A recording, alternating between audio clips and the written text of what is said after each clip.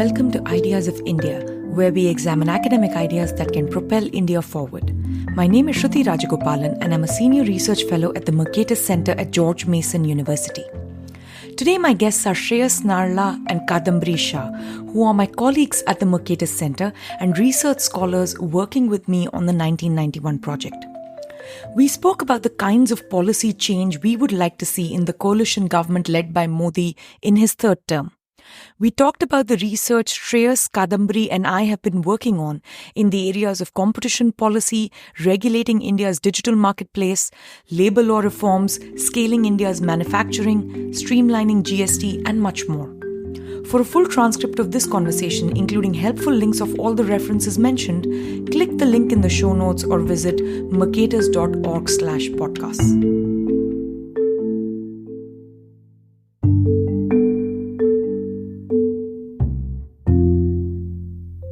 Hi Shreyas, hi Kadambari. Welcome back to the show. I'm so excited to have you here. My favorite people. We talk with each other all the time, like literally all the time. So it feels a little bit strange to do this for a recording, but we must do what must be done. So I think this is a good chance to take stock over a few things, talk about the kind of research we're putting out. We've had a slate of papers come out this month. There's a new government. There's a lot of talk about what kinds of reforms will happen. We're recording sometime in the first week of July, and we have the budget scheduled for end of July. And in India, for whatever reason, the big policy changes are now expected to come with the budget, which technically should just be budget and appropriations. But in India, for historical reasons, that's not been the case. So I thought we'll have a chance to talk about all of these things, plus some of the great research you guys have been doing. So how do you guys view the budget? Any favorites, which is such a nerdy question to ask, like if you have a favorite budget in the past, but you must, given what we do. And if so, what kind of things are you looking forward to in this budget? And also, what are some of the highlights you remember from previous budgets? My pick would actually be the 2019 budget, which was also called the aspirational budget. I really like it because it focused on women and outcomes for women in particular. So you had the Mudra loans, which helped women entrepreneurs. There was an outlay of, I think, 1 lakh crore for self-help groups to help with financial independence, healthcare, education benefits, just so much more. And that really excited me. And I think for future budgets, especially this one, I'm excited to see what outcomes for women will be mentioned and promoted through it. Yeah, that's actually interesting because normally the sort of stuff that we have outlined for women is all the welfare entitlements. We're talking about an LPG scheme or we're talking about, household goods. You're right in that 2019, it shifted towards thinking about women as an integral part of the workforce, women as an integral part of the banking system, women as entrepreneurs. So that was actually like a really big shift. So the aspiration is not so much to include women, but to shift the idea of women from inside the household who receive these very domestic entitlements to kind of bring them, into the workplace that actually gets counted, where typically we're only looking at outcomes for men. Exactly. I think this whole aspect of looking at women in the economic realm was great. The social ones, even, the LPG and all was there, which is important. But in terms of the economic realm, that was what was really, really exciting. There were these Mahila Shakti Kendras, which were set up for skill development in rural areas, which was also great. I think it'll be really exciting to see what the new budget says. To me, Shruti, I think when I think about in the larger historical trajectory of how Indian budgets have come through, I think of, the 1977 budget of the Janta government right after emergency. I think of the 1991 budget for obvious reasons. Yes. But I think the reason why I think about these budgets is because they're not just merely financial statements or announcement of government policy. They represent some kind of a fundamental shift in our economic philosophy, how we think about governance, how we think about what are the priorities for the Indian government. With 1977 budget, it was almost like a first-time acknowledgement from the government. We've done planning for about these many decades. Has that even shown anything for us? Should we do something different? And we get that difference in 1991 budget, where we make a very emphatic statement that we're going to be part of the global economy. And then since then, like you guys mentioned earlier, we've had the stream of dream budget, millennium budget, once in a century budget, aspirational budget, you name it. And that also tells you how the budget, like you mentioned earlier, is no longer something simply about the statement of expenditure and revenue and appropriations. It's almost a platform for the government to announce itself about what it wants to do. What I'm actually looking forward to seeing now is, will there ever come a point, or at least if not with this budget, but at least in the years to come, if the government can offer us some insight about what is the thinking behind these budgets? What are the intellectual underpinnings behind the budget? We have going forward, especially with the COVID pandemic and the challenges we faced in the last 5 years, moving forward, how do we align our budgetary processes and thinking, keeping in mind the new challenges that we are going to face? I think just to somehow assume that, it's business as usual might not be the best way to think about it. So are we going to prioritize long-term sustainability? Will we focus, how do we focus on building economic resilience?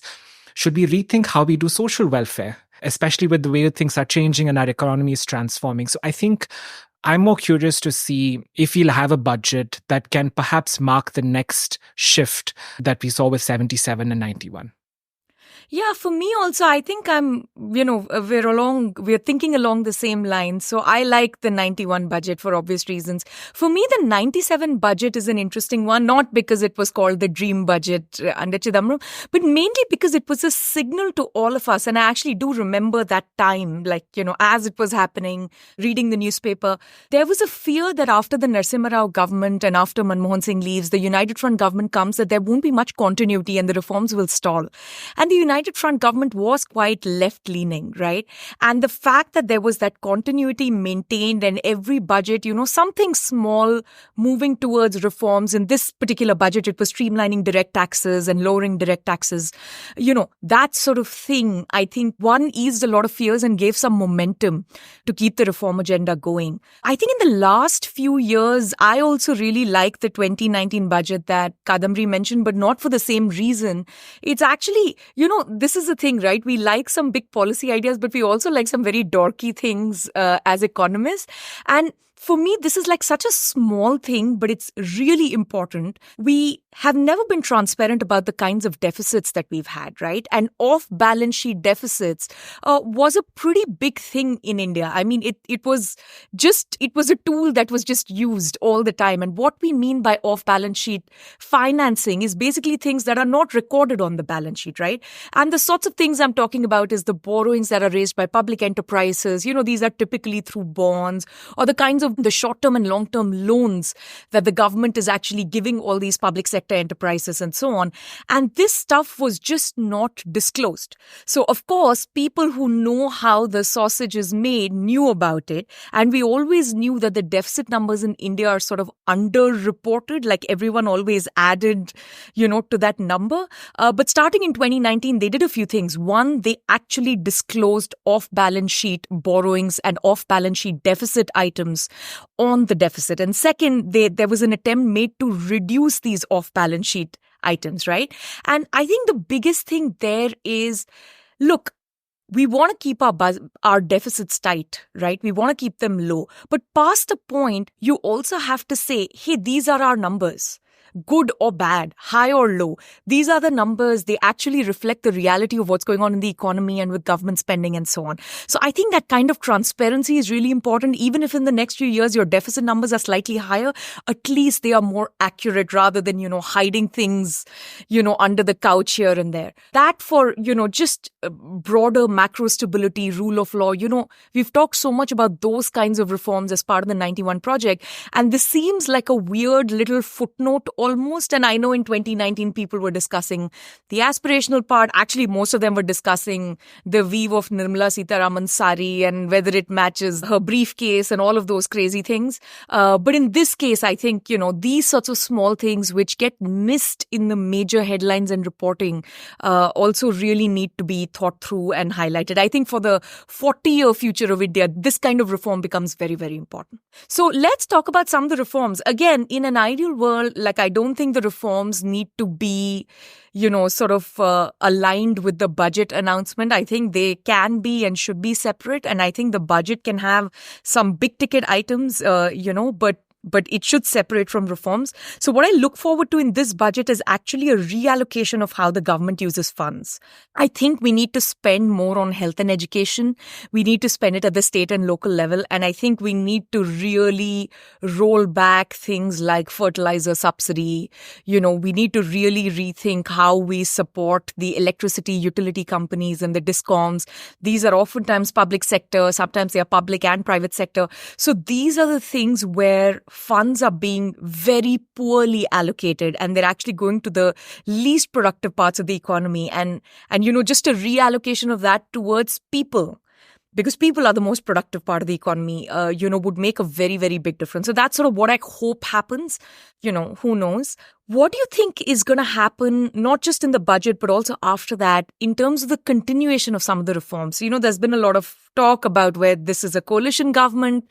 BJP is no longer the single largest party with its own majority. It needs support from NDA partners. So question one is, do you think some of the reforms that the NDA government has been pursuing in the last 10 years, will they be continued? And what do you think is going to happen, with this continuation? I think the continuity will remain in some aspects, Shruti. I think especially in matters of infrastructure development.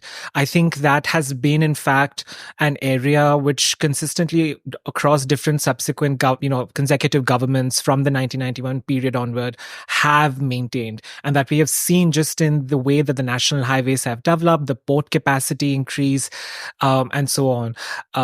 The numbers are staggering. It's visible for everyone to talk about it. Of course, there have been some points that have been, factored in that. There was a change in definition in how we calculate roads and everything. But even factoring in all of that, there's been a doubling of the kilometers or the length of national highways that I think is a visible example of what reforms can look like and how they have been continued. And I think what's interesting, and this is a recent study that came out, I think, in the Journal of Development Economics, that basically said that for the reduction of trade tariffs that happened between 91 and 2001 led to increased infrastructure spending by state governments. So I think for every 1 percentage point reduction in tariffs resulted in 0.5% increase in infrastructure investment. This is obviously because lower tariffs mean it's cheaper for firms to import materials, boosting productivity, and it's sort of encouraging higher production levels. And I think this is what's encouraging, because this gives you a very clear example about open economy. This tells you very clear examples of lesser intervention, and which sort of in its own way helps the government to do what it has to do, which is really build the kind of infrastructure that's required to support the markets and the private sector.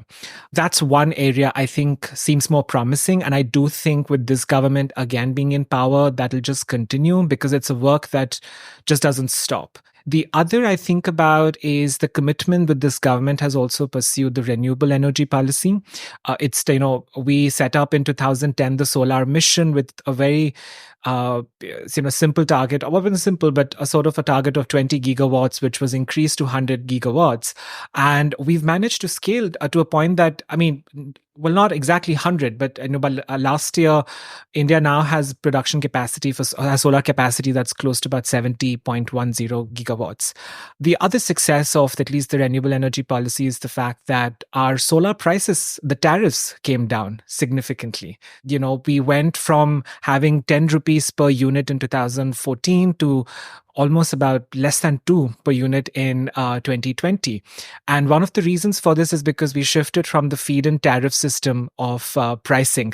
As opposed to fixed rates, we went into reverse auction systems that meant, much more competitive prices, and in a way sort of showing us a way out that there is that we have done well as far as at least solar capacity goes. And it's sort of also the same effect we saw with wind energy tariffs and so on.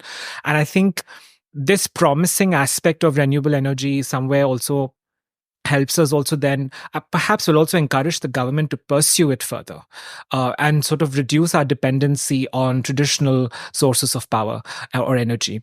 So I think these two areas I feel have been consistent in the way the government has pursued it from the previous governments, and it has only shown promising results. And I think my guess is that if they continue on the path that they have with these two sectors at least, or two aspects, it'll show the results that it has already shown. I think the push for Digital India is something that is a great reform, and I would like to see that continued as well. As much as we all get frustrated with OTPs and all of that, I think India really has one of the best digital payment interfaces. Wherever I go, the payment interface in India, I think, is just far superior than what I've seen in some other places in the world, even though they may be more economically developed than us. And this, in terms of digital India, it's not just an urban phenomenon, because I think there's this policy BharatNet, which is being targeted specifically in rural areas to expand broadband connectivity. And this is something that's great, because with the mobile phone and internet connectivity, so much of the world opens up to you. You could be sitting anywhere and have access to all of it. And that's what we see happening in India as well. I think India has the highest number of mobile phone internet users, or one of the highest. We have a huge population also, but I think in terms of the proportions, it's very high. The other thing that I really liked was also in terms of the eKYC, because I remember, for example, sitting in banks for hours just waiting to get things done. And now you can do it all on your phone. There are privacy issues and other issues with authentication, but having it all on your fingertips in some sense does make life easier. I think related to Digital India is also ease of doing business, which has seen an increase. There are a lot of criticisms in terms of the World Bank study and the ease of doing business rankings, but the fact that India moved from 142 out of 190 countries in 2015 to 63 in 2020 is an impressive feat. There were a lot of different policies that promoted doing business in India, but the single window system is one that also relates to Digital India. Putting everything online in one place to see it as a sort of snapshot of different policies, rules, regulations, compliance is needed. It is helpful to businesses. Now, whether the system works or not is a different question, but putting it all online is a step in the right direction. The ease of doing business rankings between states also encouraged healthy competition, with states competing to attract different businesses. And then, of course, other things in terms of banking, in terms of access to credit. There have been a lot of different reforms over the last few years to improve ease of doing business. And the potential for growth through that is something that is important, and I hope that will continue. Like Kadambari, I don't trust that World Bank study too much. I know we all use it and we all cite it, but I think the bank's methods have been questioned depending on which year and who's putting the report together. And I don't want to get into that. But I agree with you that there is some effort. My worry always with the way the ease of business is happening in India is it's again very centralized, right? It's like, a group of special people or a special sector will be invited to set things up, and then they will get the single window clearance. So it's almost like, when you go to the airport, like you have that, special line which has TSA pre, or you have like a separate business class line or a special diplomat's line. Digiyatra. So Digiyatra in India. So this is almost like there's a separate line for which, things will be streamlined and they get to move forward very quickly. And then the rest of the world kind of has to stand in the same long queue. And then it also distorts how we think of ease of business. And, there are people in government that we've spoken to who genuinely believe that they have done a lot. But what they've done is they've done a lot for a very small group of people, or for a select few companies or a select few sectors.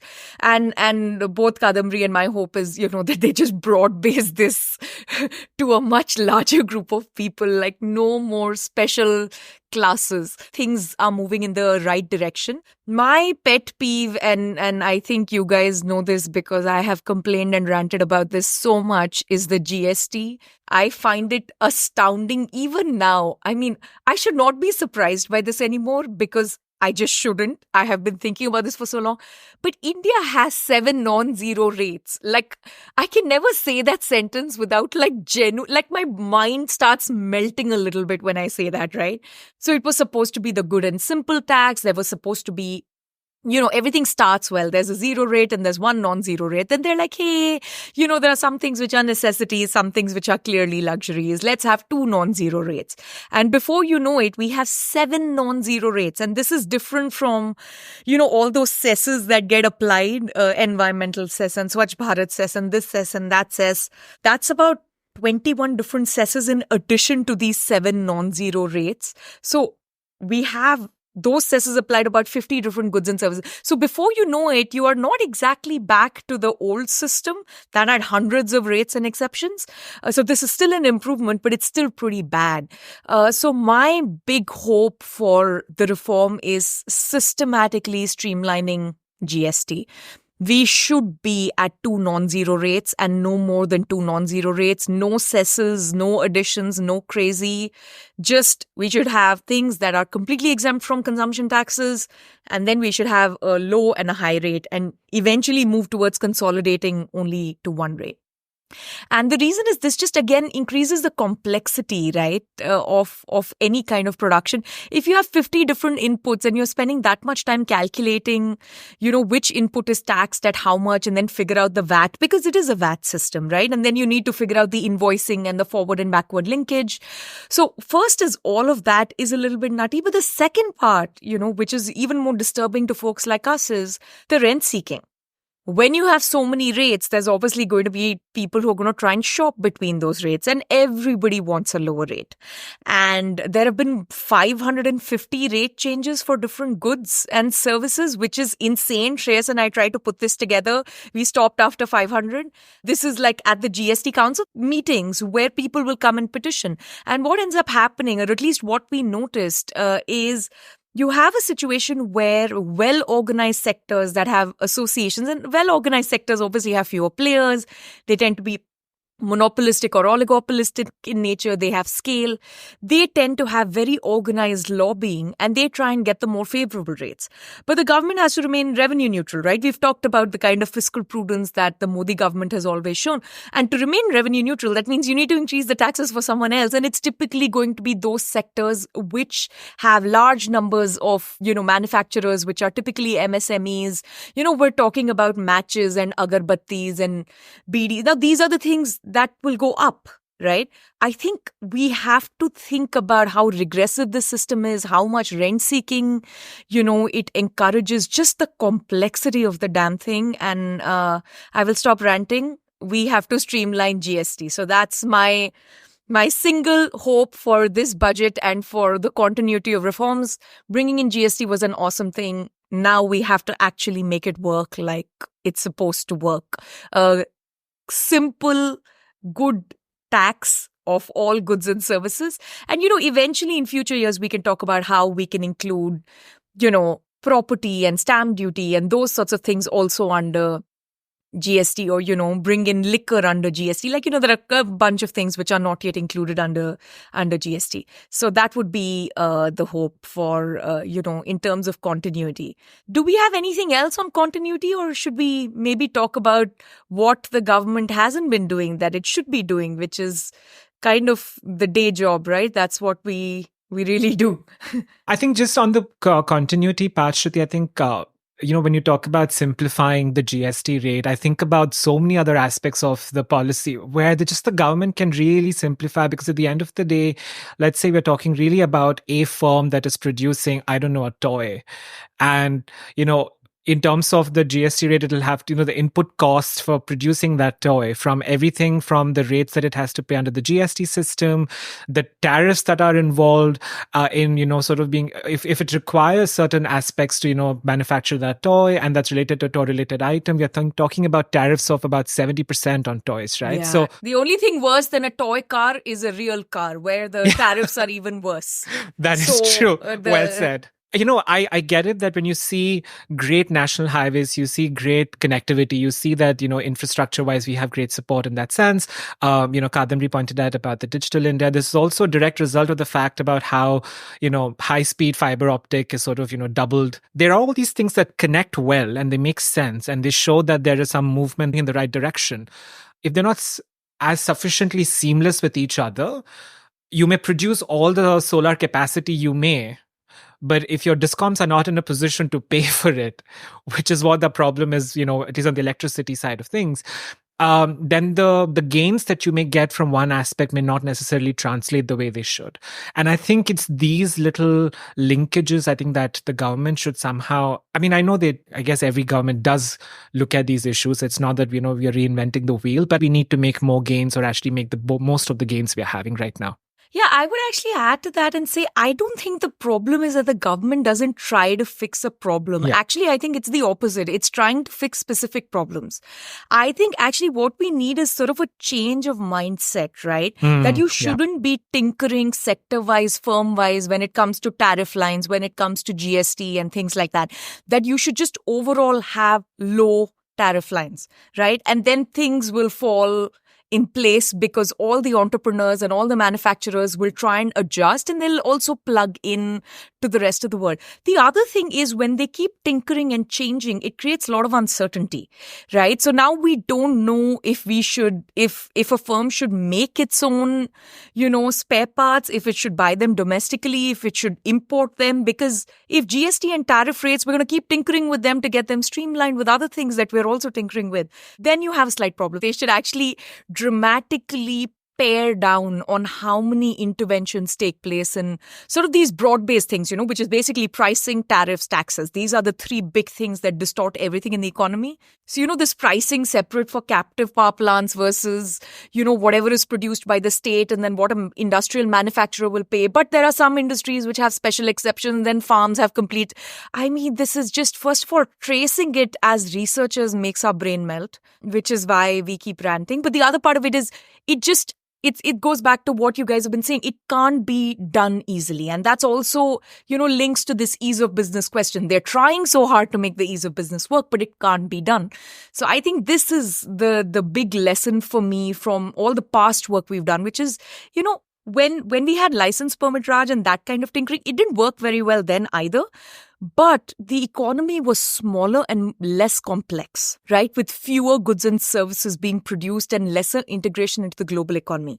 Now, having that same approach of tinkering and intervening actually makes things worse. And you have to constantly intervene and tinker, right? That's all you can do because now things have gotten so much more complex. And then after all those tinkering and, streamlining reforms, when FDI doesn't pick up, right? When manufacturing doesn't pick up, people are sort of scratching their head and saying, but why didn't this happen? It didn't happen because the economy is too complex. So I think, those are the sorts of things. I don't know if we can solve that in this conversation. Speaking of tinkering, Shruti, notwithstanding that the economy is complex and it's getting more, intensive, the way things are happening, one area I think the government should definitely keep itself out is going after big tech companies and trying to regulate their, competition in digital markets. We have reviewed the Digital Markets Competition Bill, a bill that the draft of which has been floated, earlier this year, just look at the wording of the bill, right? They're saying that there are these 9 core digital services which could, standard, whether in terms of online communication platforms and things like that. And whichever firms that have a significant presence or a significant, command over these certain services will not be allowed to do a few activities. So, for instance, Google is in the business of providing operating software for, mobiles, which means it comes with certain apps. And, you have the Google Play Store app, which comes with its own, apps that Google has developed.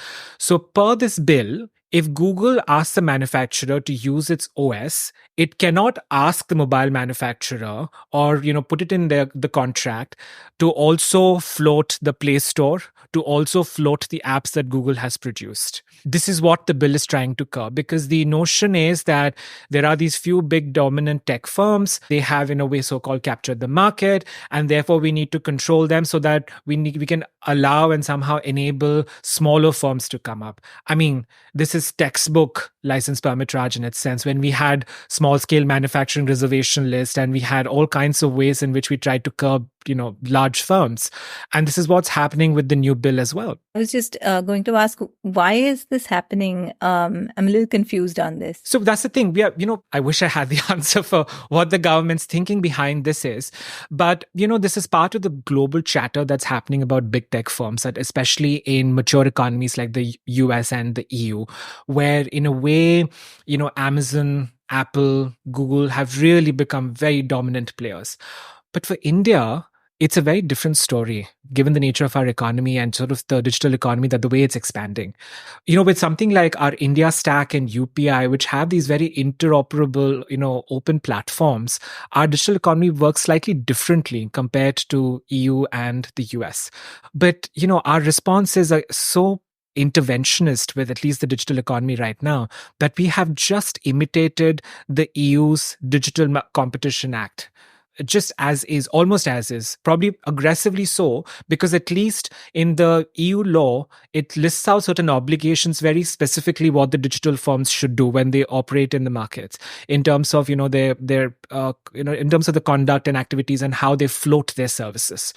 In India, we don't have that provision in the bill. It only says that the regulator will specify later through regulations, our favorite device as on delegated legislation is our favorite thing.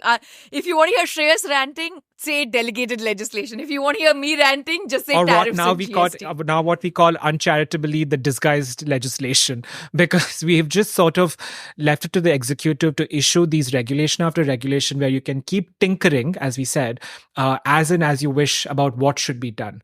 So what these firms should do, how they should conduct their business, how their operation should be, what kind of agreements they can enter into with other platforms, how they can actually float their services. A bill is, and its subsequent regulations is going to tell these big tech firms how to do their business. That's literally the bottom line of this. Kadambari, to answer your question from a slightly broader point of view, right? I mean, Shreyas and I are geeks on competition law and regulation and all that. But basically, digital goods and platforms, I mean, these things operate slightly differently, right? They're network goods. So they're not competing in the market, they're competing for the market. And now there's an increasing understanding that these kinds of companies which compete for the market, right, need to be regulated in a slightly different way, right? Now, be that as it may, we also need to recognize that because the nature of the firm is different, or the nature of the utility or the network that's being provided is different, the nature of the harm is also different, right? Earlier, we would always measure harm based on, is the consumer being forced to pay more? Or is the consumer going to be given some teaser rates and big discounts to earlier pay less, and then they start sneakily increasing the rates later, especially when it comes to subscription services? Is the consumer being forced to purchase additional things they don't want to purchase, right? So maybe I just use Microsoft Word. You guys know my hatred for Excel. It makes me bananas. But am I going to be forced to also purchase Microsoft Excel? Does it make sense to bundle Microsoft Office, all of it together and so on? So, these were the sorts of questions that were asked earlier. Now, some kind of bundling is obvious. With the TV comes a remote, even if you can buy a separate universal remote and things like that. Some kinds of bundling was like, hey, this is a bit of a force thing. You're really forcing people. For instance, cable came with voice, which is a telephone. Now we don't have cable also, we don't have telephone also. Now everything is dead. But just to give you an example. So one is the way we started thinking about how to navigate this digital space. They just continued the same old thing, which is, the way we used to figure out antitrust and competition issues in traditional goods, pricing, collusion, predatory pricing, bundling, we're going to go after these goods in the exact same way. Whereas it doesn't make sense. Most of these network goods are actually zero priced for the consumer. right? So that's one big part of it. But the second big part of it is these firms are by definition large because they compete for the market and not in the market, right? So you're never going to get a Facebook or a Meta or an Instagram that is not that size. Then it won't be what it is. It would be a completely different kind of good, right? It's like the postal service. It's a network good. But we already have baked into the Indian mindset that anything big is bad. And, this is what Shreyas has discovered more from the discretionary aspects of the regulators. Now, no matter what the law says, when they actually start with the delegated legislation and then they start interpreting what's happening, this is happening at the Competition Commission level. If a firm is big, it is automatically problematic. And this mindset comes obviously from our license permit Raj days. A firm was big only because the government protected it through a permit, and it was by definition uncontestable. And it was uncontestable because the government did not issue permits for anyone to be able to contest that firm. And it was a relatively autarkic regime, so there was no competition from abroad. Now, in the modern world, saying that any firm that's large is necessarily bad is a little bit nutty, right? And in the case of network goods, by definition, only the successful firms will be large.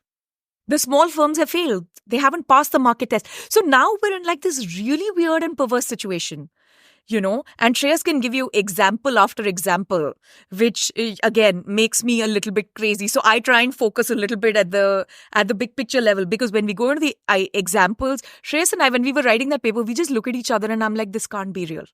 Are you sure about this? Have we checked this? Have we double checked this? This can't possibly be what they mean, right? So now they're like, oh, if you're a large firm and you're doing well, you are a significant service provider, right? And if you're a significant service provider, we're automatically going to shove you in a slightly different category and we're going to punish you for being a big firm, which in the current context, largeness means success. It means they have done well globally. They have competed globally with other platforms. They have managed to gain in the market and actually become the market in many of these cases because they have done well, right? It's not because of some other, regulatory reasons or something else. And I'm not in any way saying that large tech firms never abuse their position. That's not what I'm saying. But what we have in Indian competition law and the new draft legislation that Shreyas was talking about is we don't even wait to see what the harm is.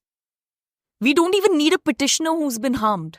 Standing has been diluted. Another thing that will make me and Shreyas rant, right? Just say diluted locus standi and just watch the meltdown that ensues after that, right? So basically they diluted standing so much that now anyone can show up. And guess who's going to show up and say, oh, this firm is being anti-competitive? Their competitor.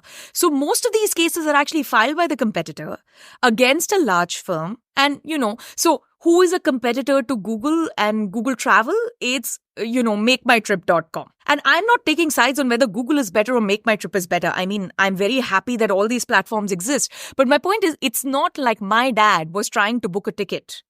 And because the IRCTC website is so ghastly, went to Make My Trip or Google and tried to figure something out. And Google actually mispriced something for my dad and actually, Make My Trip did better. And now my dad and Make My Trip are taking Google to court. That's actually not what's happening at all. You don't even need a customer like me or my father to actually say, hey, there was harm.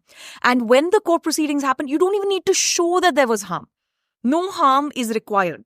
It's just if you're big and you're kind of a case can be made that this is a vaguely anti-competitive practice, we're done. To just give you another example on this, Kadambari, when you go into a Google search and you look for flights, Google, obviously gives you the search result of its Google flights up front and above, right? And it gives you like the possible dates and what's available and everything. Now, here's my question. Do you end up booking from the Google Google flight search results? No. On the Google platform? Not really. It takes you to the other platforms, right? Yes, exactly. This aspect of Google of giving preference to its Google search result for flight information was seen as anti-competitive vis-a-vis Make My Trip and other online platforms under the existing law, which, by the way, regulates market competition after the actions are done. The new bill is presuming that because you're so big already, you shouldn't get involved in certain aspects. So we are going into an ex-ante regulation, what's called an ex-ante regulation. So it's a double whammy for big tech firms that under the existing law already They are, scrutinized for activities that necessarily are not anti-competitive, and sort of simply by virtue of the fact that these are this big dominant firms, so to speak, by their sheer markets, or not market size, but just the fact that these are big firms or large firms. So this is that bias that exists, and that these are the kind of awkward outcomes that come of it. I'm not joking. Literally, Uber, I think, entered sometime in 2013 or 2014. And by 2015, they were already up for scrutiny by the competition regulator. Why? Because they were giving discounts and heavy discounts. And some market study that showed that a fleet which had maybe about 4 cars or 9 cars, something of that sort, it was running about 200 rupees a loss per ride because of the discounting and everything, including the Supreme Court, because this matter went up till the Supreme Court as in terms of in appeal. It just assumed that because we are talking about Uber here and it's able to operate despite giving the discounts, there is some kind of an abuse of its dominant or the largeness of this big cab riding company that's entered the Indian market. And so for 6 years, Uber was constantly being investigated by the competition regulation, eventually for them to realize that the cab market is not anti-competitive. It's pretty competitive. And that's the thing, right? So when you subject large firms to any kind of such scrutiny based on some kind of a bias that exists in the regulation, in the system, you are really punishing them for doing what they do best. And the outcome of this is, as Shruti was mentioning, and she pointed out earlier, is what comes after. Once you've been held anti-competitive, what are you subjected to? Under the get ready for this, Kadambari. Clear your ears. Under the existing law, and this has also been touted for the the tech bill that I was talking about earlier, the penalty is one, the regulator can say cease and desist, which is that whatever activity you're being scrutinized for, you stop it immediately. The worse is that you can be levied a penalty of 10% on your company's turnover. Now, this provision went into effect in 2009, and the regulator has interpreted this turnover three different ways in the last 15 years since this law has been in effect. First, it said it will be on the total turnover. So all the operations of the firm will be factored in, and the turnover that comes from all the operations of the firm will be taken into consideration when calculating the penalty, regardless of whether those services or the goods being provided by this firm had anything to do with the anti-competitive practice that is being penalized. So, to give you an example, the Gmail revenue will also be included in Google's total turnover. YouTube's will also be included, even if it's only a Google Flights and search question. So, it's Google's total turnover. Oh, wow. I didn't know any of this. Eventually, thankfully, in 2017, Supreme Court in a judgment said, okay, no, we will look at what's called the relevant turnover. And by this point in time, the regulator itself had, gone back and forth between how it was interpreting. And by relevant turnover is if it's an anti-competitive practice related to Google search or Google Flights, it'll focus only on that part of it and the turnover that comes from that transaction. Yes, it's difficult to, and this is the thing, this is about the capacity of the regulator to be able to make these calculations. But that doesn't mean that a problem of capacity should translate into a situation that, okay, we can't figure this out, so let's punish the whole firm for all its operations. And that's what's happening, which is why you get an amendment in 2023 that brings in a clarification that says that for all purposes, turnover will mean global turnover of the firm. So Google's worldwide turnover, not just India's. I know. We have cases with something like Grasim's Industries, which is our largest producer of viscose fiber. By the way, that's a global firm. It's not just a domestic firm. It's a domestic firm in the sense of that it's housed here it's here in India, but it has global operations because it's one of the largest exporters of that fiber. Now, given the fact that they have had run in trouble with the competition regulator, by this new definition, their operations globally can also be penalized for some anti-competitive practice that may have happened, I don't know, in Nagpur or something, just as an example. With one supplier or one competitor. Exactly. So we don't even look at, the normal way of punishing is you have to have proportionality, right? Which is if you have benefited from anti-competitive practice in one area, then we will penalize you in that area such that it prevents you or deters you from engaging in that again. You don't burn down the whole company, and say it's going to be 10% of global turnover. I mean, the market cap of some of these big tech companies is the size of the Indian economy. Yeah? I mean, this whole thing is crazy. Yes, it's huge. I think Shruti and I did a calculation where we said, let's assume that if Google, Amazon, and Apple, if they are penalized for 10% on their global turnover, if you do the math of those penalties, they will equal the budgetary allocation for infrastructure development in the last interim budget in India. But that's how convoluted the whole practice is. I mean, now they have come out with the penalty guidelines under the current law where they're saying that, okay, the cap will be 10% of global turnover. And then, depending on the practice and the anti-competitive conduct that is being reviewed or scrutinized, they will factor in all the relevant issues and maybe look at relevant turnover. But that's the thing. But in the parent law, you're still saying that turnover means global turnover.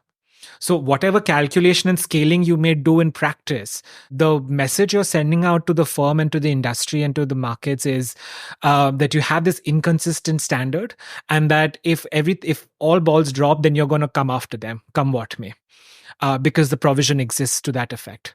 But of course, my favorite of the entire lot of penalties is that the Competition Act has something called Section 28, which basically says that the regulator can break up a large firm. Our CCI commissioners will be Elizabeth Warren. There is no difference. No. We are all in the business of breaking up large firms. I mean, for the few handful large firms that we have in this country, we're going to go after even those.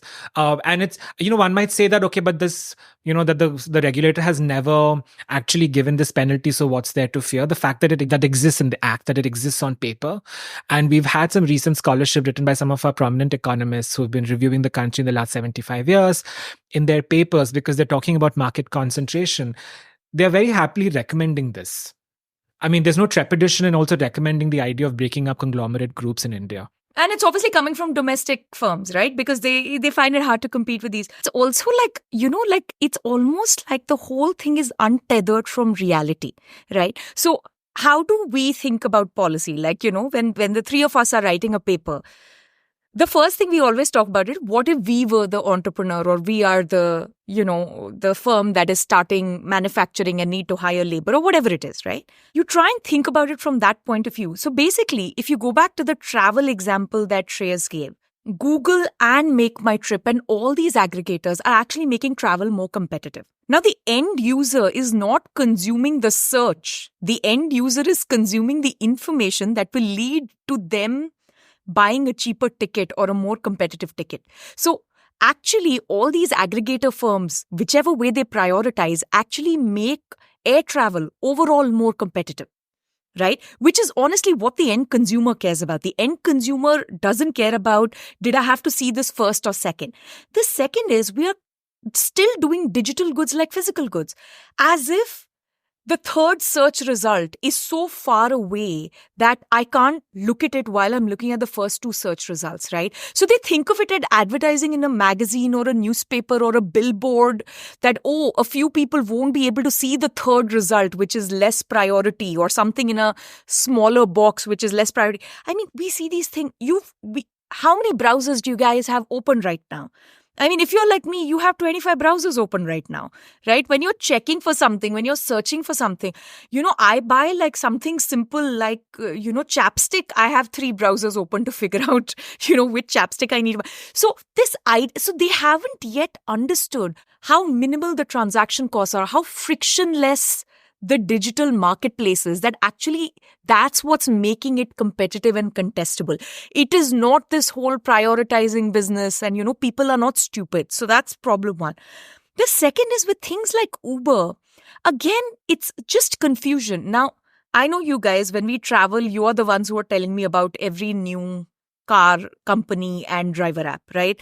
Recently, Shreyas told me there's something new called Empower in the DC area, because Uber kept cancelling on us. We all have Uber, Lyft, Empower, plus we have every other mode of transportation open to us. So they're still saying Uber can't give discounts, as if it's those old taxi companies, where you had to actually call the company It would take 20, 25 minutes for the car to show up.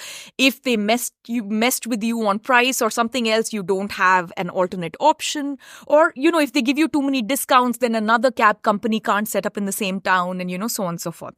So first is that mindset is totally messed up because it's simply untethered from reality. But the second part of it is it also doesn't align with all their other goals, which is in a country which is as starved of public transportation, which has very few buses per capita and so on, if you can provide, and with as, poor customers as India, if you can have a company that will globally absorb the losses and extend the benefits to Indian consumers in a marketplace where there are such few frictions and the consumer is so responsive to price, they'll switch to another person the second the price increases. Why would you regulate that? I mean, it just makes no sense. And it reminds me of that, typical, antitrust classes. Every law professor will start with this example of, there are 3 people in jail, right?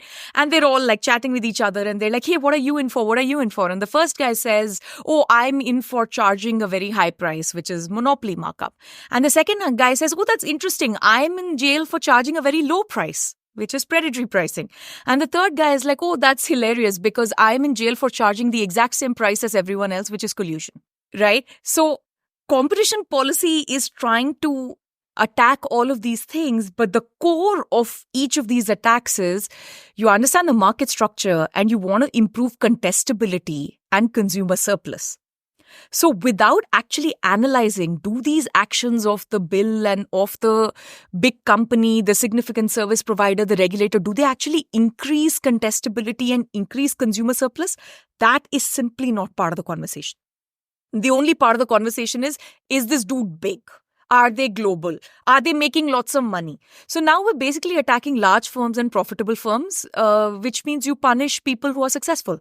What you should be doing is you should be kicking out the losers, right? And you should pick the winners. Now we are kicking out the winners and we'll pick the losers who go to competition court and drag things around for years because they're not actually competitive against Google or someone else, right? So that I think that's the bigger thing in all of this. As we wrote in our paper, it's if we don't know how to prune a few tall trees, we'll burn the whole forest down so that everybody is equally burnt on the forest floor. Yeah, that's what they're doing.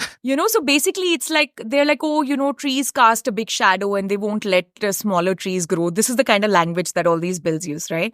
And we're like, be that as it may, this is all a little bit crazy because the way you guys are functioning is you can't tell the difference between a palm tree and a banyan tree. A palm tree does not, have this huge shadow that prevents smaller plants from growing. A banyan tree is obviously going to kill everything under it. So first, at least identify, is this a palm tree or a banyan tree? Then identify, does it need any pruning or cutting? And then decide to set the forest on fire. Whereas I think we have gone straight to, setting the forest on fire. So that's sort of where we are. I don't know. It's just depressing, yeah, Kadambari. Sorry, we are ranting, but yeah, we are very upset about this, as you can tell. No, I've actually learned so much from this. Thank you.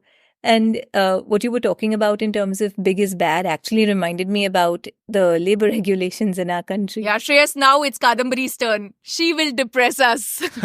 Yes, please. To place it in the context of India's regulatory environment, combining central and state laws, India has 1,536 laws, 69,233 compliances, and 6,632 filings, which is a huge number when you add it all up. And when a firm is thinking about setting up shop, they go through this process thinking, what are the compliances required? What laws do I need to follow? And then it's a huge amount.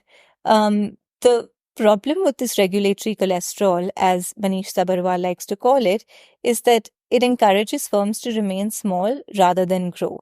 And this happens in 2 ways. One is in terms of thresholds, that the thresholds where these laws and compliances start to apply are very low. They kick in at, 10 workers, 20 workers, small numbers. And the second is in the details in terms of what these laws cover, what the firms need to do to comply with the laws. There's a lot of micromanagement that goes on. Kadambari and I have a list, just like you and I have, Shreyas, on our competition paper. We were talking about the crazy cases, and I was like, these are too crazy, and they were just garden variety. Kadambari and I actually have an email thread listing absurd labor provisions. That's the subject line. Yes. We should take a screenshot of that and send it in. And we just keep adding. We keep adding how crazy the regulation is. Before Kadambari tells us about this crazy regulation. So, just to back up, the way this whole thing started was we were looking at. Sorry, let me just really back up for a second, okay? We've been talking about this big debate going on in India. Should India focus on manufacturing? Should India become industrial manufacturing, export growth economy the way South Korea, China, Malaysia, Taiwan did it? Or should India be doing something different? Is industrialized export growth over, this is basically you have Raghu Rajan and Rohit Lamba who came on the show on one side, and you have pretty much most other economists on the other side who say no. So Raghu Rajan and Rohit Lamba, Danny Roderick, these guys are like, I think that kind of industrial export-led growth is over. The world has changed. The geopolitics has changed. So what India should do is really focus on producing, the high end of the value chain. It should focus on services and so on. And now we know how badly India is doing on that regulation. Shreyas has already told us how we punish tech, how we punish SaaS, all of that stuff, right? But on the other hand, if we still think at Kadambari and I squarely on the side of, hey, the numbers in India are too large, the skilling level is too low, we need some kind of industrial, employment-led growth.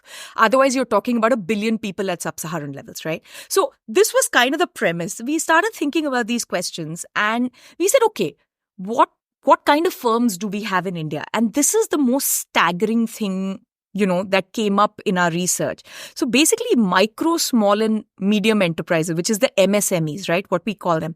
They are 96% of India's industrial firms or units. Okay. Micro firms employ less than 10 people. Right. And, your small and medium enterprises, we're talking about small is up to 50 people and medium enterprise, I think, is up to 250 people, something like that. So 99% of MSMEs are micro enterprises. And MSMEs themselves are 96% of all industrial units, which means only 4% of India's firms are at a size where more than 250 people. Exactly, more than 250 people, which is already kind of unbelievable to us, right? So Kadambari and I had this great idea. We said we are going to write this amazing paper and look at all the things that punish scale in India. Okay, so that's where we started. Now, Kadambari is laughing at me. So we started there and then we said, labor punishes scale, land punishes scale, this punishes scale, that. And then we realized that we actually need to write 6 different papers, which we hopefully eventually will. But we started with labor. And that's where the list of absurd regulations was born, because we were like, okay, labor is the worst of the offenders when it comes to scale. And it's the reason, if there's a singular reason that firms remain small in India, today it's labor. 20 years ago, it was because we had that small scale industry reservation list, which, the Vajpayee government repealed. If you go before that, if you go 30 years before that or 10 years after that, it might be because credit constraints, right? Firms can't easily get credit to scale. Now we've solved all those problems. So right now, the binding constraint is it is so costly in regulatory terms to employ labor that most firms prefer to remain under 10 workers, which means no matter how long and successful a firm has been, they wish to remain small because the second they become big, they'll become unprofitable, which is normally not the case in the rest of the world, right? If a firm is doing really well, you scale and that's why it's called the economies of scale. So it's almost like India is the economy of not scale. We are against the economies of scale. Sorry, now Kadambari will tell us all the crazy regulation because, sorry for the long preamble, but it's weird how these papers get written, right? We didn't land on labor just on our own. We landed on labor for a completely different reason. The big firms in India also don't employ too many people actually, right? Because they end up being very high tech because that will make sure. So India is a weird country where we are labor surplus. And once upon a time, we used to be capital scarce. And yet all our large industry is capital intensive and not labor intensive, right? That's how badly we distorted the labor market. But anyway, coming to the volume and type of absurd, I think Kadambari has Kadambari. Please, off you go, because this now we have to entertain Shreyas now with this. No, it's very crazy. It's the scale of these regulations.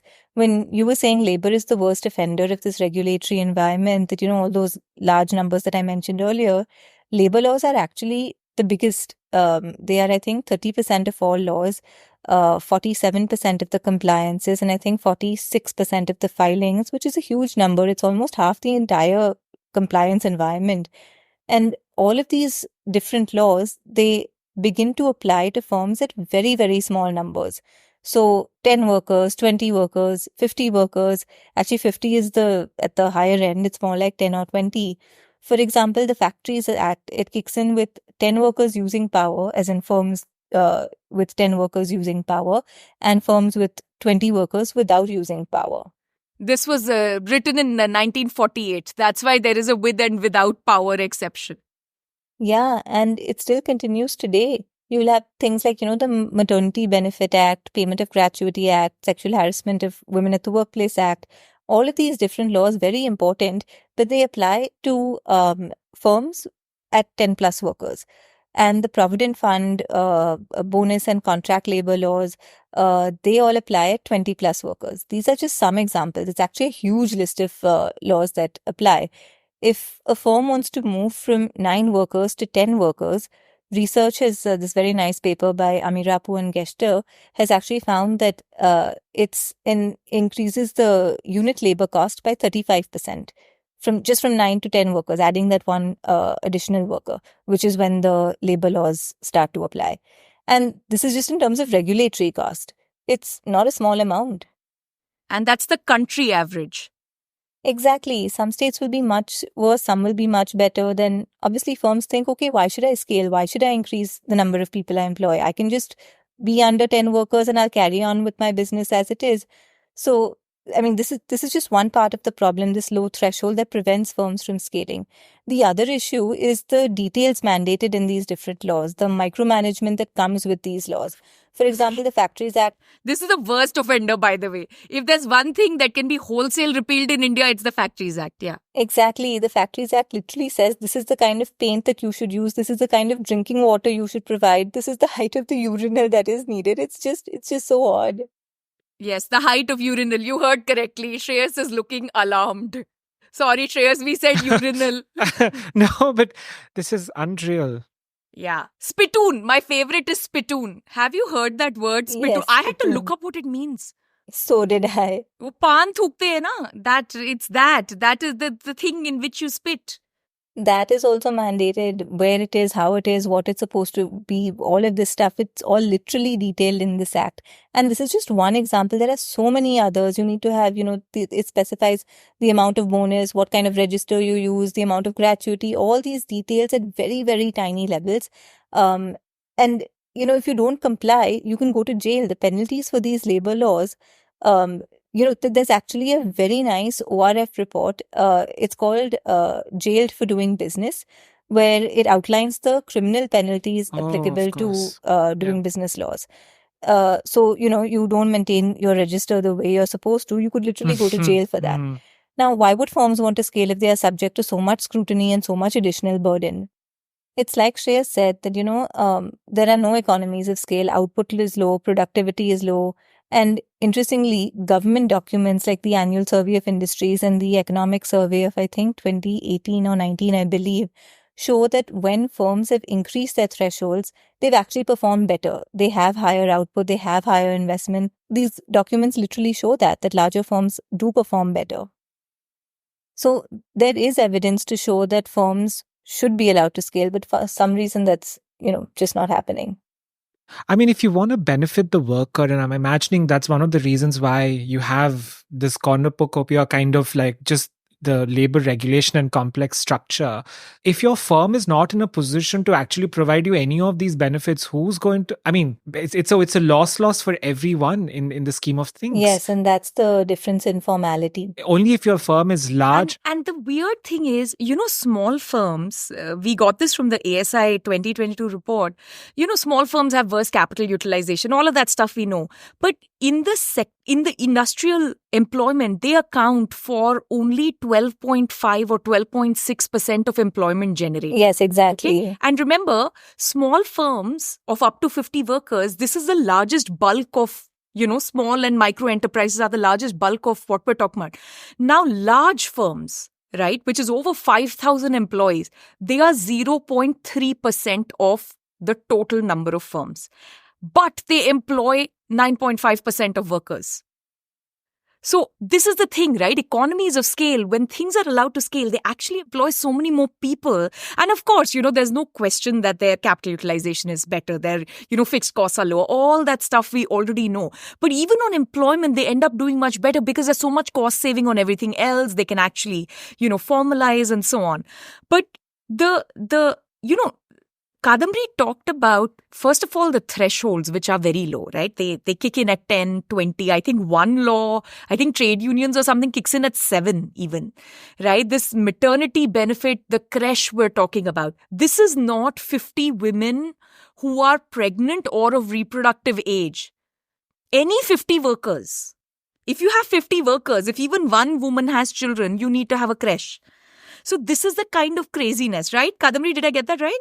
Yes, you did. So, because we checked this again, this is, again, I'm driving you guys crazy, right? When something seems unbelievable, No. I ask Kadambari, can we check it again? Can we check it again? Can we check it again? And the same thing with Shreyas. I'm like, this Grasim thing doesn't seem right. Can we check it again? This Google thing doesn't seem right.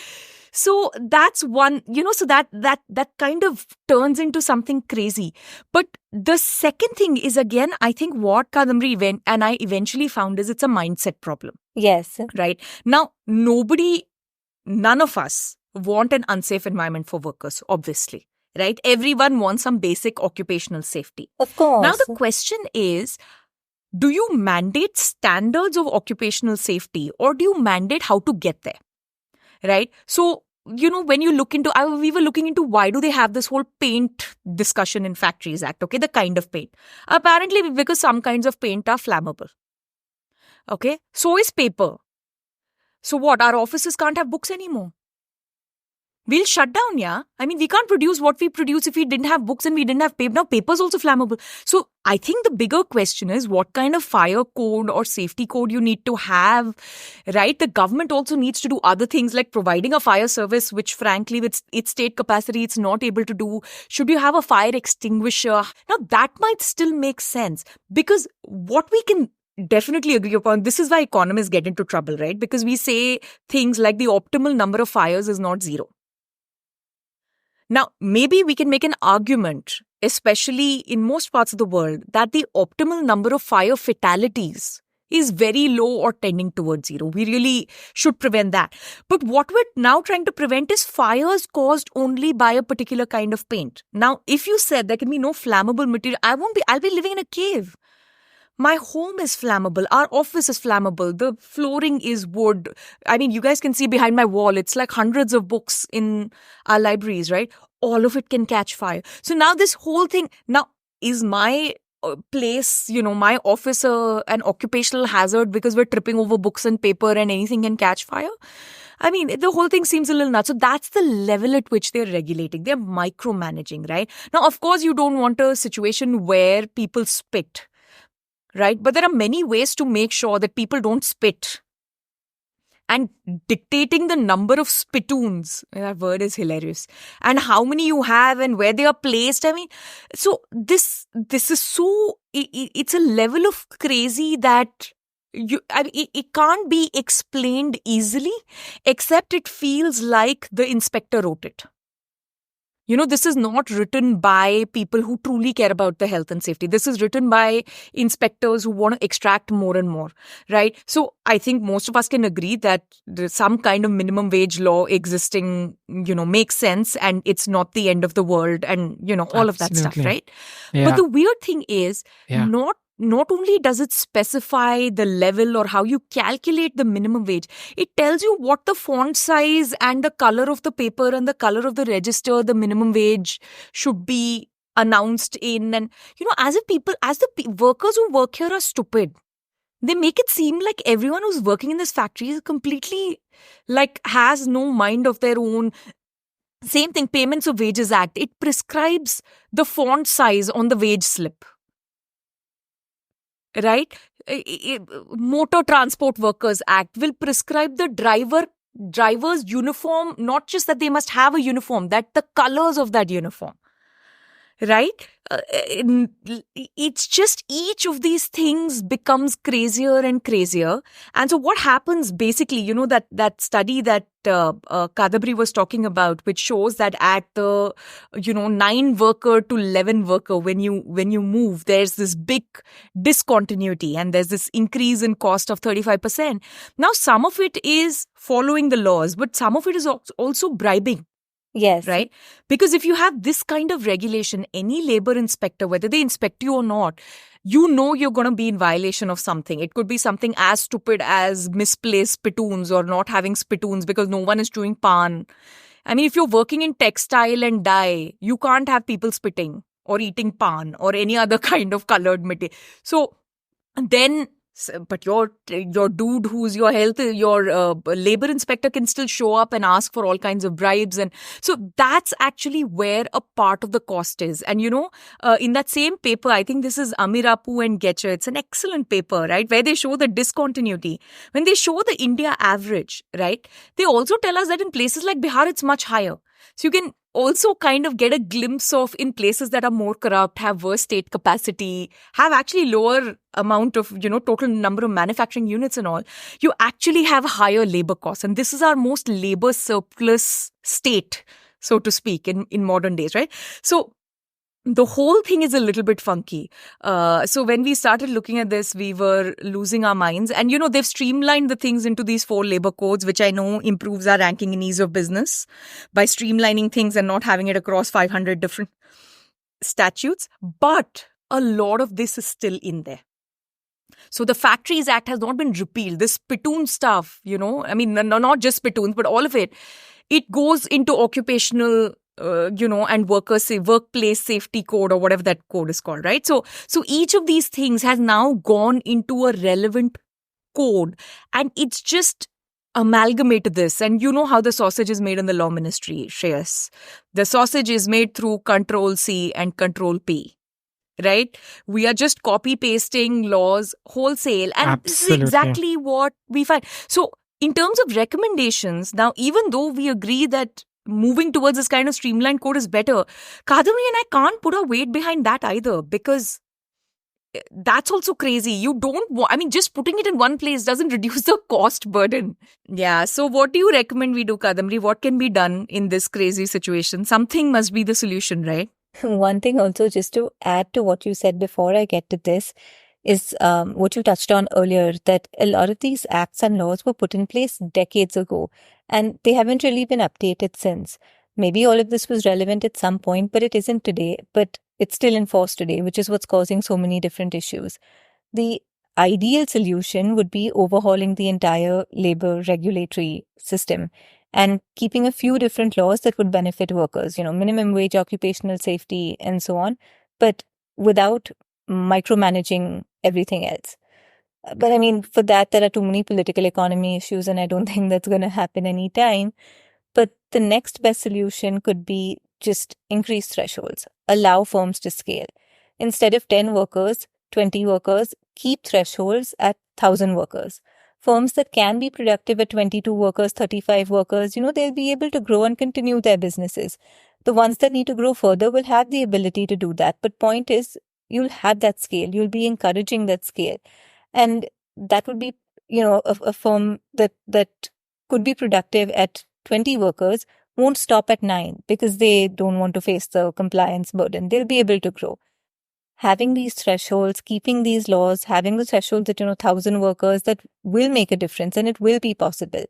Shreyas can correct me if I'm wrong, but if the law states that when central and state laws differ, the central law will prevail.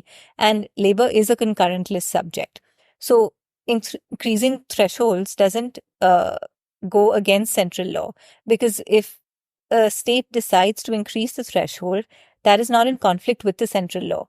What is needed is a presidential assent to allow that to happen. So Rajasthan actually did this for the Factories Act. They increased it from 10 to 20 workers using power and 20 to 40 workers not using power. That's the new law that applies there. And actually, this is the one that the economic survey showed, the one that I mentioned earlier, that increasing the thresholds improved output productivity in Rajasthan. That there is this evidence to show that larger firms were able to do so much more, to something like 1,000, allow firms to grow. That'll just be the best case forward right now, given the environment. Yeah. And, again, like, I know I keep pulling back to the larger idea or the philosophical idea, but let's just try. I mean, the people who wrote these laws, they were well-meaning and they weren't stupid, right? Of course. Yeah, if we try and put ourselves in their shoes, it's like, what were they imagining, right? They were imagining a particular kind of, the typical Charles Dickens kind of world, right? There is, or the Karl Marx world. You have capital concentrated among very few people, and you have lots of labor. It's a labor surplus economy.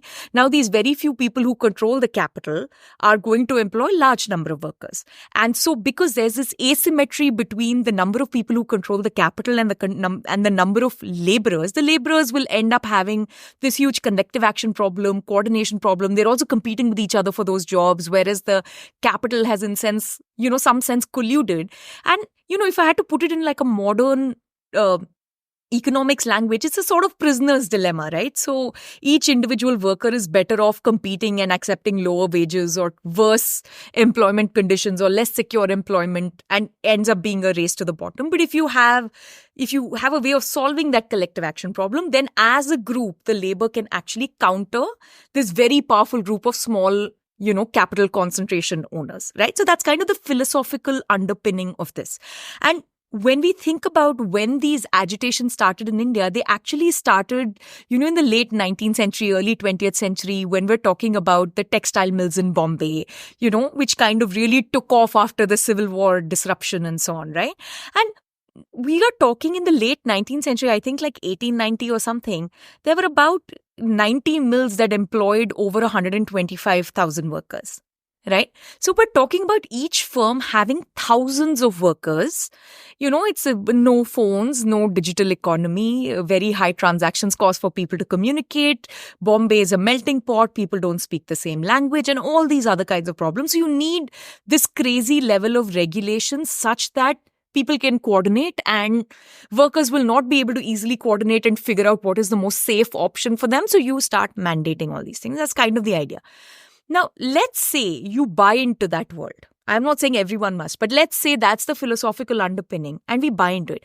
It still shouldn't apply at 10 workers and 50 workers and 100 workers and 300 workers. Right? Because there is no universe in which a small firm with 10, first of all, a small firm with 10 people, your capitalist is not, one of your Charles Dickens villains who's going so concentrated and, who is so powerful and so on and so forth. Now, maybe there's an exceptional case in a particular village where there is, but typically that's not the person you don't try and regulate outliers, right? And the second is 10 people can very easily coordinate. 50 people can coordinate, 200 people can coordinate. So this idea, and we have like evidence from things like Gram Panchayats, like you have hundreds and, few thousands of people easily being able to coordinate and solve a collective action problem as long as they have a forum. So this idea that we have to mandate things and regulate and micromanage at this degree, there is something broken at the ideas level. I don't think anyone has really sat down in a long time. Like Kadambari said, all this stuff is outdated. It's not just outdated because we're assuming you need spittoons and power looms, right? I mean, everything's on electricity now. It's also outdated because your view of the world is that capital is so tightly concentrated amongst a few people and the labor is just so massive and that our firms are so massive, right? So if you increase thresholds, I would actually, this Rajasthan 10 to 20 is laughable for me. I mean, I know it showed a positive impact. We use it as evidence. It's wonderful. But our employment problem, the scale of it is just so huge. We actually need to increase the thresholds to 1,000 workers, for most laws. And I would say we need to increase the threshold to like 10,000 workers or 20,000 workers for things like Industrial Disputes Act, where the government needs to get involved and issue a permit before a firm is allowed to close and, all of that stuff. Now, that's the scale at which the government should get involved. So the whole thing feels a little bit crazy. And no one's doing anything about it because they're like, a few unions and this, that, and the other. But I think if we increase the thresholds, and this is the last point I want to make, unions will actually strengthen. Today, there are hardly any unions and they're weakening because you hardly have any firms of scale. So what will 7 people, 8 people do in a union anyway? I mean, everything is being done through middlemen and contractors and, informal workers and things like that. So if you actually increase the thresholds, then there will be large number of workers. They'll have more security of tenure, and then they will also unionize. This is actually increasing the threshold. According to me, is the most pro-labor move. I can't believe I'm the one who's recommending something like this, but that will be an important first-order effect, that you have large number of workers and they unionize. And I do think people should be allowed to, unionize. But I'll stop talking here. Kadambari, anything else on the labor thing? I know we had so much stuff. We had to start breaking up the papers into labor land. So many of our laws, we never talked about any of it. Hopefully, you guys can come back and, we Absolutely. can set up time to record. But Kadambari, did I miss anything out on labor? No, there's a lot more which people can read in our paper. Oh, yeah. There we have a lovely table, which we added to some of the work that Amirapu and Getche had done. We also combed through labor laws on our own. And we have a very long table which tells you the thresholds of all, these crazy laws and how low the thresholds are. And yeah, so please do look at our beloved table, which took a lot of work and doing. What else, guys? Is this the list of reforms? We leave it at, today for this budget and maybe talk about other things later? Or do we have anything else? As you guys were sort of giving me insights on the whole labor regulation, I couldn't help but think of how it sounds like how in social sciences and law schools, you are asked to follow either the Blue Book or the Chicago style. And we go from 15th edition to 16th edition, but no one's asking, why do we have these citation manuals in the first place? Why are we having these, And it's, the Indian regulatory system just sounds exactly like that at the moment. Yeah, Copy paste. Yeah, I think exactly. so. It really goes back to that point you were raising, Shruti, about where are these fundamental questions and how we think about. I mean, we are going from budget to budget every year, and then we'll discuss other things but the budget. But even when you discuss the budget, it's never about these really more fundamental questions in how we think about, or rather, what's really the first principles behind how we are making these policies. Yeah, no, absolutely. I think that's a good and depressing note to end on. Thank you so much for coming back. I'm sure we'll have more conversations given the slate of papers that's coming out. But it's always awesome and such a joy to see both of you. Even when we are driving each other crazy and checking and double checking and triple checking. Is it right? This doesn't sound right. We keep doing that. But thanks so much for doing this, and I will see you very soon. Ideas of India is produced by the Mercatus Center at George Mason University. If you enjoy this podcast, please subscribe on Apple Podcasts, Spotify, or your favorite podcast app. Help us grow by giving us a rating and leaving a review. Follow us on Twitter at @SRajagopalan and at Ideas of India. Also check out our initiative commemorating 30 years of India's market reforms at the 1991project.com.